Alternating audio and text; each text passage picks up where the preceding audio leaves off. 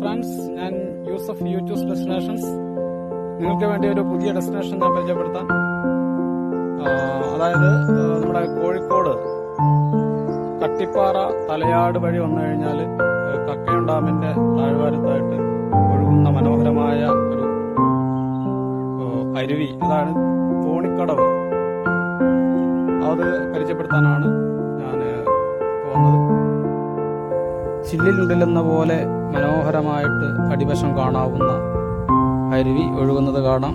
മാത്രമല്ല അതിൻ്റെ താഴ്ഭാഗങ്ങളിലൊക്കെ ചിതറിക്കിടക്കുന്ന ഉരുണ്ട കല്ലുകൾ, അതേപോലെ മീനുകൾ, പല വലുപ്പത്തിലുള്ള മീനുകൾ നമുക്ക് കാണാം.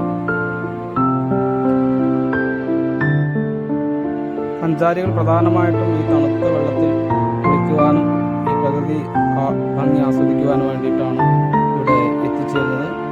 എന്തായാലും ഇവിടെ വന്നു കഴിഞ്ഞാൽ തീർത്തും നമുക്ക് ശാന്തമായി ഒഴുകുന്ന ഈ അരുവിയുടെ അരികിലിരുന്നു കൊണ്ട് കാഴ്ചകൾ കാണാനും കഥകൾ പറയാനുമൊക്കെ വളരെ രസകരമായ ഒരു അനുഭവമുള്ള ഒരു സ്ഥലമാണ് എന്നുറപ്പാണ്. ഓക്കെ.